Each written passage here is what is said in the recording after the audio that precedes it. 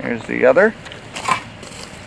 All right, so this should take probably about 15 minutes. I'm just going to kind of quickly breeze over some stuff. Sure.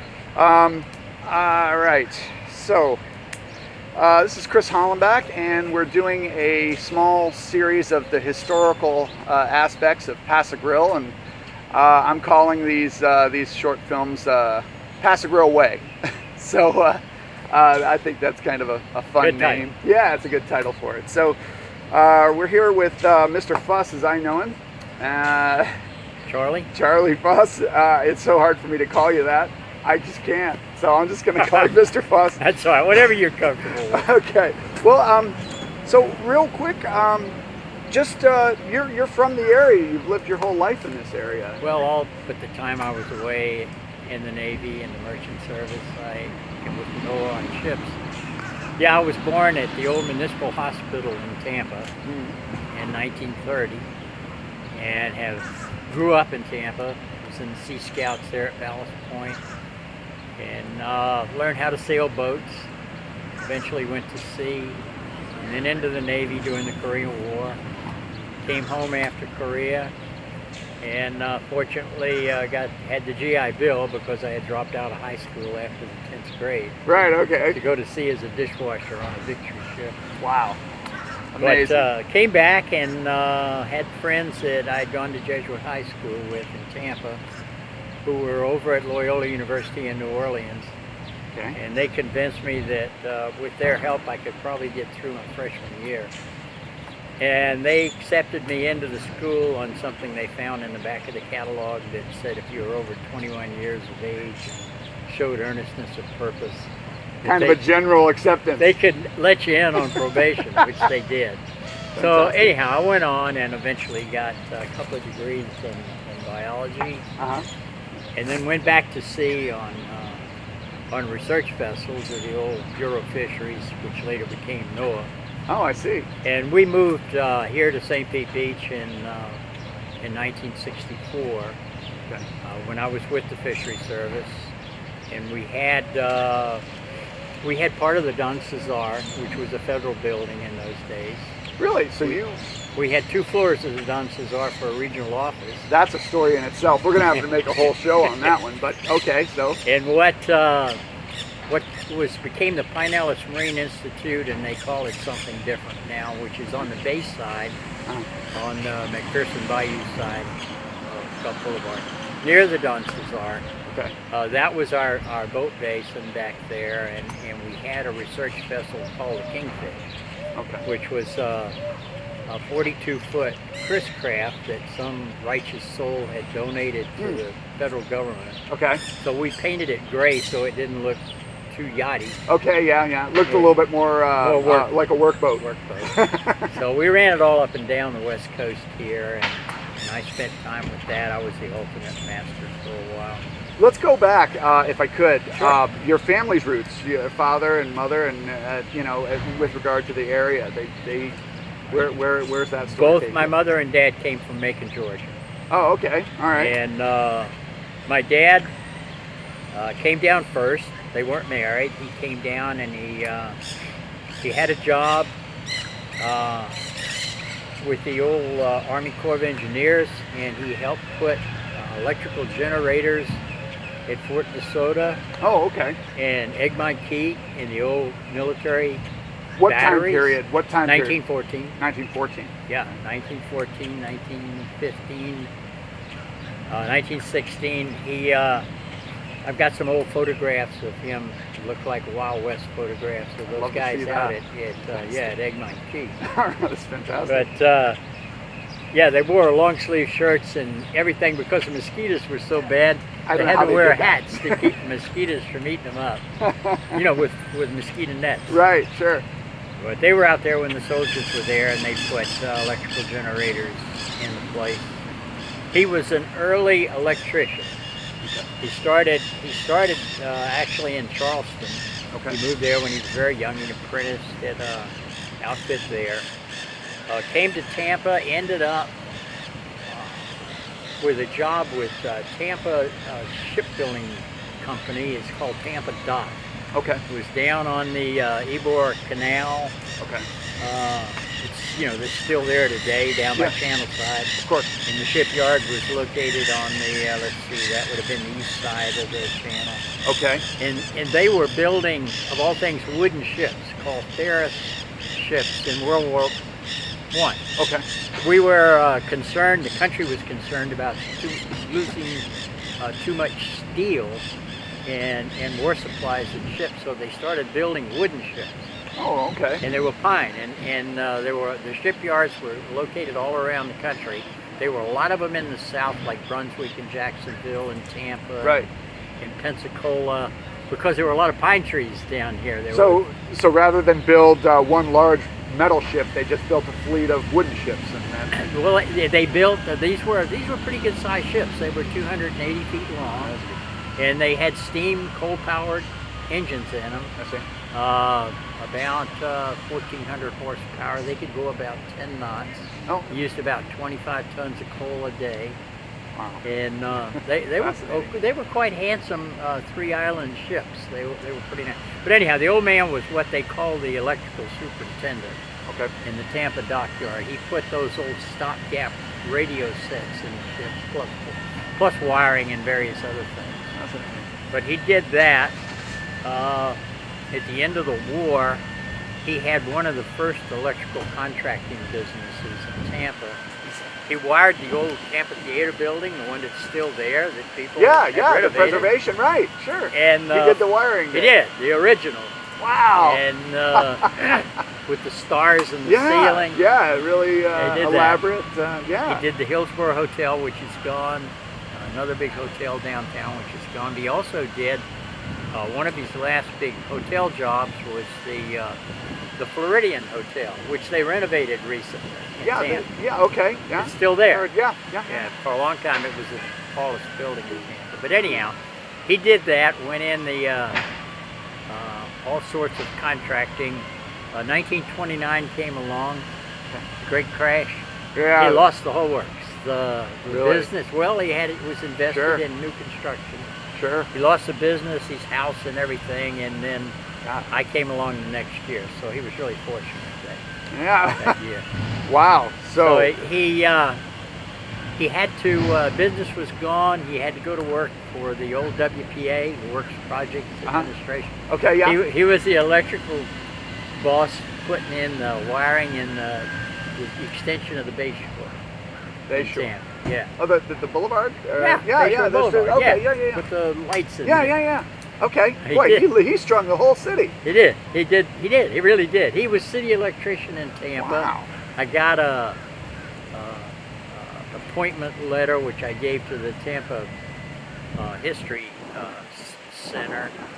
But anyhow, he did that in World War II was coming along. Okay. So before the war, they hired him to supervise the electricity going into MacDill Field. And the Okay. only thing, he used to take me out there with him. I was 8 years old, I think, 1938, Okay. 9. And it was just a vast area of old pine trees and palmettos. It wasn't even cleared. It was Oh, just nothing, dense. nothing. There was just one place that was cleared, like a plantation-like house, which Okay. they used as an officers' club. But it was all just, they were potholes, rain holes. It was really, really rough country there. Okay. So he did that. He worked there as the electrical supervisor, and then Drew Field in Tampa, which is now Tampa International Yeah. Airport. Tampa International. And Right. when the Army moved in there, Okay. early on in the war, and they promoted him to, with the engineers, he was what they called the superintendent of post engineers at Drew Field. Okay. And he did that during the war. And then after the war was over, the Army offered him a job up in Virginia at Langley Field, but he didn't want to move. Wow. So he stayed on in Tampa and became chief electrician for the Tampa Housing Authority. Do you now? I imagine, because I know my family has the Seahorse, and Right. it's and it was built in '37, Right. and it was finished and opened in 1938. And my dad told me that was a real boom time because the economy was turning around, It was beginning to pick up. Yeah, it was starting to. It was the turning point where things started. We're coming out of the Depression. Exactly. My first remembrance of your place Okay. is about 1937 or 38. Yeah. Right about time the Seahorse opened. Okay. Yeah. Yeah, and I remember walking. My sister came over. She was at Plant High School, Okay. and she was in a sorority of some kind. And the girls in her class rented a cottage over here on the Really? beach, which I'm sure is still standing over there. Yeah, there's a lot of them that are back in it. Yeah. Okay. So I came over with my mom and dad to check on her, and I don't know where my brother was at that time, but we stopped along Pass A Grille Way. Is that Yeah. And across the street from the Seahorse. And I remember walking along that shore. There was a seawall there. Yeah. But there were mangrove trees growing On the opposite side. Yeah, on the east side, on the water side. That's funny. All over the place. Isn't that something? We had a hard time seeing across to that low-lying key on the other side. Yeah, which eventually became Terra Verde. Yeah, and Yeah. it was Cabbage Key in those days. Yeah. That was even, I think, before the old man moved out there, the hermit. Yeah, right. Silas Dent. Silas Dent, right? Yeah. I remember Silas Dent. He really do? Oh, yeah. we used to try to land over there. I was in the Sea Scouts. Sure. And we'd come down from Tampa during the war, World War II. Okay. And the Army let us use the bombing range at Fort DeSoto Yeah. for weekends. Okay. When they weren't dropping practice bombs. Jesus. So we could come down with an old whaleboat the Navy had given us and sleep in the towers where they spotted the fall of bombs. Wow. Because, they had to triangulate where the bombs were For falling. accuracy. Yeah. Yeah, of course. Yeah, so we could stay up there. And the reason we stayed up there is because you'd die of mosquito bites if you weren't protected. Right, okay. So we lived in those, and we would explore to the north Okay. towards Cabbage Key. We had a skiff down there we towed behind the whaleboat. Sure. And we knew there was an old guy that lived up there somewhere, and we would come close, and he would come out and shake his fist at Really? us. You're Like, kidding me? It was he Silas didn't want, Dent? he didn't want any of us trespassing. I He lived in a lean-to or something over there. Wow. So we aggravated the old man. You used to, so basically you're telling me that you used to harass Silas Dent. Yeah, I did. Yeah, we did. A whole bunch I love it. Yeah, I love while it. we were staying on the key, and we'd stay down there, and one of those rites of passage that young kids go through, we were there, and a bunch of whacks came down from Women's Army Corps girls. Oh, okay. Came from MacDill, and a crash boat brought them down. Okay. And they didn't know we were there. And they were swimming on the other side, and a bunch of them took all their clothes off on the other I side. love it. The other side of the fort, and the SS Gasparilla troops were lined up on the top of the fort with our binoculars. I love it. Watching these girls swim. They I don't think That they was ever just did. around here then. Yeah, it was right on the other side of the fort. Oh, that's funny. That's we had some great times. Aggravating Silas Dent, watching the girl wax in the water, and trying to decide when we saw them later on the pier when they were leaving which ones were which. Right. Yeah. I remember that one. Redhead girl. I love it. Those were wonderful times. We had a good time. So what age were you around that time? 15. You were about 15 years old. Yeah, 14 and 15. Oh, this along is in great. there. This is great. We had a great time. We had a huge Sea Scout. Well, huge. They were probably 50 or 60 of us. That operated out of Ballast Point, and the city of Tampa gave us part of the Ballast Point Park. Okay. And we had an old man that was exempt from the war. He was a contractor. He had an old concrete mixer and a truck. And he supervised us building a 40 by 60 foot concrete block building, which we built. Okay. We broke up rocks on the beach. We broke up those rocks that had those beautiful things on the inside of them. What do you call them? There's a name for them. People sell them in gift shops. You mean the conchs? The Florida No, they're fighter rocks. conchs? Oh, the rocks. Yeah, and if you cut them in two, they've got all sorts of crystal formations. Oh, inside of them. yeah. That's the name of them. I can't think of it. Yeah. We were breaking them up with sledgehammers and using them for the building process. Yeah, or for the brick. floor. For the floor. Oh, really? We mixed them with the concrete. Oh, so they'd have like a little sparkle to it. Well, we didn't care about that. We needed rocks, and the rocks were right there. So the ballast rocks, we used what was right there. Okay. The ballast rocks that had come in ships in the 1800s. Right, they would offload them, and then just, yeah. Broke them up and put them in the bottom of the Sea Scout base. But we had this big organization. People going off to war left boats with us. Okay. Yeah, you know, I'll pick it up when I come back. We had a Chris Craft inboard that was beautiful, all mahogany. We had a snipe that was had gold Egyptian canvas sails on it. It was a racing boat. Huh? We entered it in local races. We had a guy who had stopped off with a big sailboat on his way to Tahiti. He came down from the Chesapeake, and he had this big old 50-foot catch. Wow. And he couldn't get any farther because the war started. Sure, okay. So he was some sort of a chiropractor, and he set up his practice there down right across from where Tampa General is now. Okay. And we sailed his boat all over the bay. We have great pictures of that back in the old days. I'd love to see that too. And we did a lot of things. We had great training for kids, and we could live at the Sea Scout base on weekends. Wow, that's something. We go out because there was always some sort of an adult out there as a supervisor. But a lot of freedom went along with it. Oh, a lot of freedom. And, Yeah. and if we worked, we got credit for breaking rocks and building buildings and keeping the place clean. Sure. We got time on the boats. Right. So And it's a that's good how you trade. qualified for the sailboat time. And the Coast Guard had given us what had been a light tender boat at Egmont. It Okay. was probably built around the turn of the last century. Okay. And we called it the tugboat. It had an old Lothrop marine engine in it, a make and break engine with a great big old flywheel on it. Uh-huh. And you cranked it up, and the way you reversed it, you held a lever down and it misfired, and then fired in the other direction. Is that right? Yeah, but the momentum would just move the other way. Yeah. I got and you. the coasties told us not to do that because it wasn't anchored that well, and we did it. Oh, it surged, yeah, wouldn't it? and it bent the shaft. You know, it almost came right off its base. But we had some good boats. We had some great times. And so after the war, they came and took ownership of their vessels again. And most of them didn't make it back. Is that something? Yeah. Yeah, Most of them didn't make it home. But so then what? I mean, what? They were just part of the fleet, I guess, or they they go to the kept family, them there. or? I don't know, because I went off. I went to sea on a merchant ship when I was 16.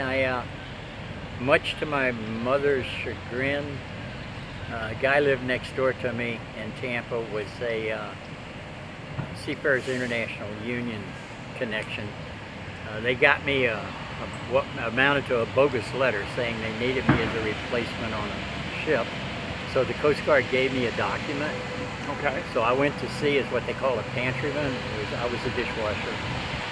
And What? Now, so this just, you made this happen type of thing, basically? Yeah. I went down there on the dock, and I made what they call a spearhead jump. And they had a messman who had gone missing in Ybor City somewhere. Okay. They didn't know where he was. So the ship had to get underway. Was going to go to New Orleans and Mobile. Uh-huh. So they signed me on, and I went aboard to wash dishes. And what type of vessel was it again? A Victory ship, just like the one in Tampa. There's a Navy... The Belgian Victory. Sure. A merchant ship, not a Navy ship. Okay. Civilian ship. Okay. So I went to sea on that, stayed for a while, went up to Boston, all the Atlantic ports. That must have been an adventure, just... Well, I'd been in the Sea Scouts 4 years. I was a quartermaster. I could splice and new compass deviation and variation, all that stuff. Uh-huh. But all the job they could give me was dishwashing. And that's just because of the age group, or? No, they were laying up merchant ships right and left. Oh, okay. And the war had just ended, and so they didn't have enough jobs for the experienced guys. Okay. So anyhow, I couldn't get, I wanted a deck job, and I think if I'd have gotten a deck job, I'd have probably stayed in merchant service. Had to, yeah. But I went and joined the Navy, Okay. which was a great thing because I got the GI Bill. Indeed. And went to school and got a couple of degrees in biology. And then, of all things, went back to sea on a research ship, still rolling my guts out. What year did you enter the Navy? 1947. 47. Yeah. Went to school in 1952. I spent 5 years in the Navy. I made 2 combat tours to Korea. Okay, so During the yeah, Korean War. you were Yeah, we were in the yeah, war. yeah. I was on a light aircraft carrier. We had Marine squadrons on board, the old Corsairs, the Bentling Wonders. Yes, of course. We were supporting the troops on the beach there, mostly in the Yellow Sea. I spent most of my time in the Yellow Sea. And after the war, managed to qualify as a job to the old Bureau of Commercial Fisheries, and entered on duty at Pass A Grille, Mississippi in 1959. Okay. Married Carol Ann in 1960. We had a whole flock of kids, even though I was Yeah. at sea all the time. We had 6 kids. Yeah. And they're all living around here now, and we have 12 grandchildren. Our senior grandchild graduated from the Naval Academy in 2011. She's still in the Navy. She's a teacher at Annapolis. Yeah. And anyhow, a whole bunch of them. They're doing different things, all 12 of them. Did you think you were gonna? I mean, were you pretty much, after the war had ended and you were out of the Navy, you were certain you were going to come back and make your life here, or was that kind of up in the air? It was up in the air. I had to go where I could get a job. So that's why I went to Mississippi to start with. Okay. And we ran 3 research vessels out of Pass A Grille. Okay. And I was associated with 2 of them. I finally, Carol was complaining the first year we were married, I spent, I think, 260 days at sea. That's a lot. So I wasn't with her very much. I left the dog with her. my faithful dog, Iggy, that I'd had before we were married. Okay. Collie, yeah, for protection. And so then she said, you got to do something about staying home. So I volunteered for a diving unit. We had a diving unit. The Navy had to train us. Okay. So I went in this diving unit. I'd never been a diver before, but they sent me over to Panama City to the Mine Defense Laboratory. And I qualified as a diver, and we were making underwater movies of shrimp trawls going across the bottom. Oh, the process and what it looked like. What they look like. Yeah, These guys sure. pulling them, never seen them before. They can only spec there were 3 different types. Okay. But they didn't know how they performed. So we had to find places with reasonably clear water. Sure. And we took an old Stoke stretcher and made a sea sled out of it. Right, okay. Put fins so on scoop. it. Right. So one guy could fly the sled and we could go from side to side. We were towed behind the Sure, trawler. yeah. And then a camera mounted, 35 millimeter Bell & Howell camera mounted on the back of the thing.